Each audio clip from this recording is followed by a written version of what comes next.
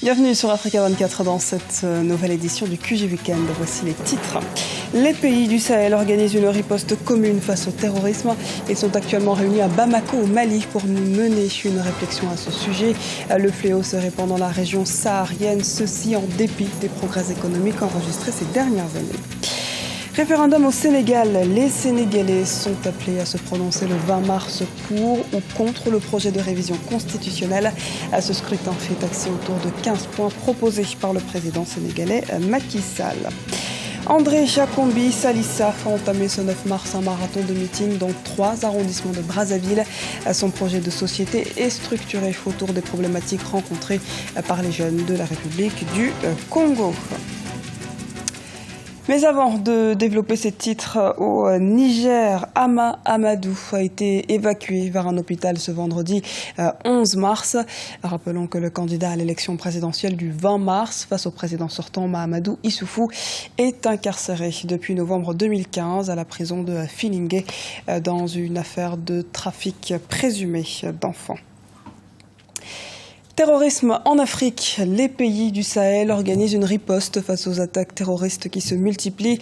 Une réunion se tient en ce sens ces 10 et 11 mars à Bamako au Mali. Il s'agit notamment de mettre en place des dispositifs communs pour mieux gérer les zones frontalières. Les explications dans ce sujet de la rédaction. La menace terroriste ne faiblit pas en Afrique de l'Ouest. Les pays du Sahel ne sont pas épargnés par les attaques d'Aqmi, Al-Mourabitoun et leurs alliés. La sécurité et la lutte antiterroriste le long de ces zones frontalières sont les préoccupations majeures des pays du Sahel. Ils sont en ce sens réunis ces 10 et 11 mars à Bamako au Mali, sous l'égide du Programme des Nations Unies pour le développement qui est d'ailleurs au cœur de cette lutte contre ces attaques pour de nombreux spécialistes. Il y a la sécurisation physique, comme on dit, avec les forces de sécurité et les armées. Mais la grande sécurisation, c'est le développement économique. Les jeunes sont recrutés dans ces mouvements djihadistes très souvent parce qu'ils manquent d'opportunités. Donc l'investissement majeur, c'est dans le développement et ces zones. Les investissements n'ont pas beaucoup atteint ces zones et la gouvernance y est un peu faible.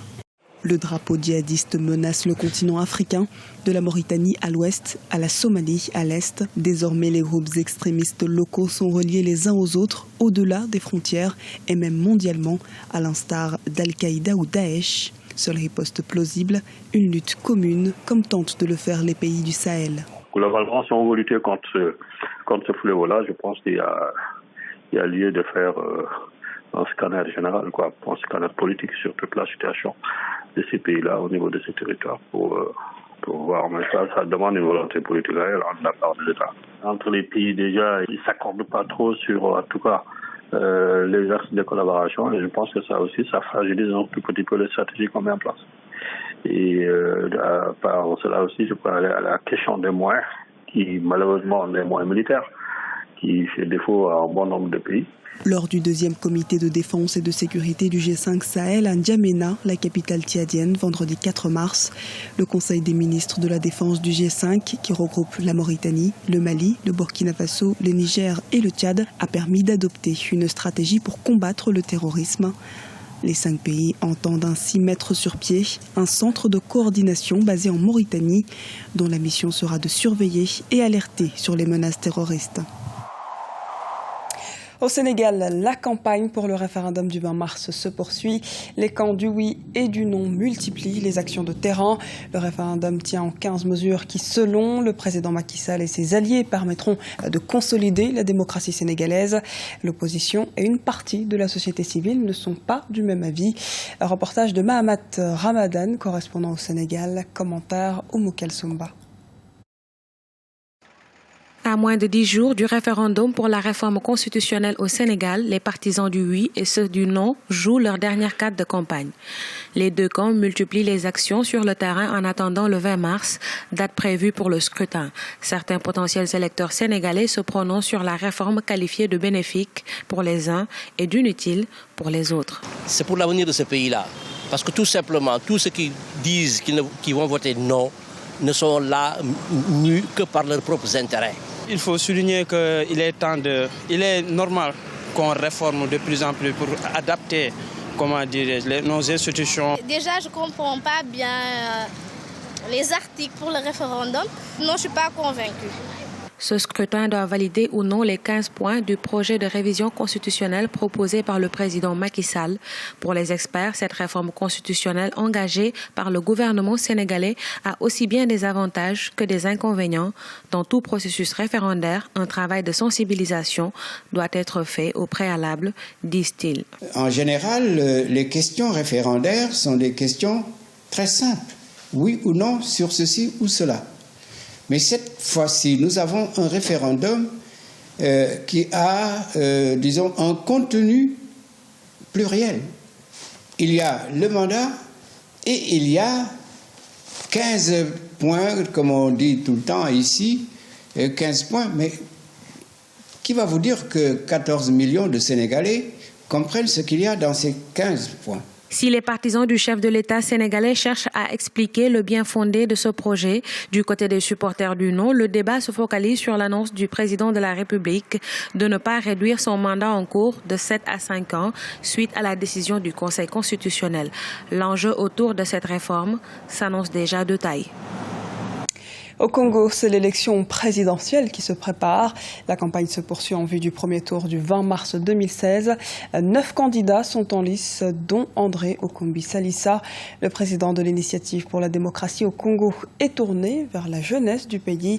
Les explications dans ce reportage de Deva Panzou, notre envoyé spécial au Congo. La jeunesse congolaise lance un appel aux candidats à l'élection présidentielle. En cette période électorale, les élèves et étudiants pensent ne pas être au centre du débat électoral. Celle-ci voudrait que le prochain président du Congo porte un regard particulier au sein de cette couche sociale qui réclame des meilleures conditions d'études.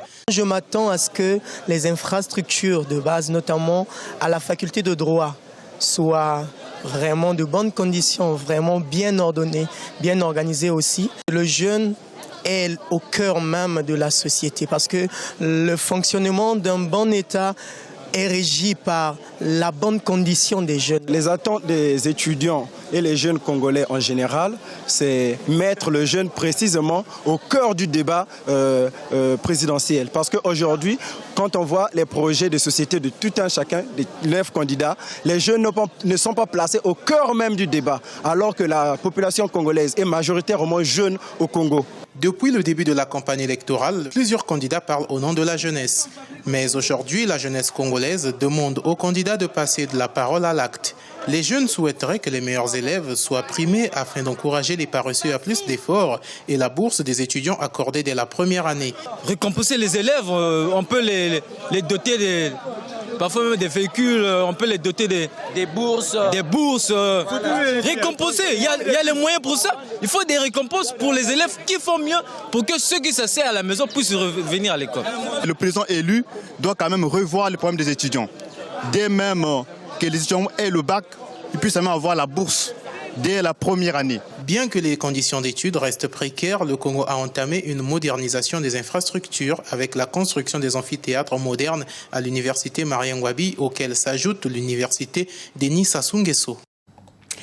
Et sachez que pour cette présidentielle en République du Congo, vous pourrez suivre ce soir en direct sur notre antenne une émission spéciale qui lui est dédiée avec pour thème le rôle de l'opposition pour le renforcement de la démocratie au Congo.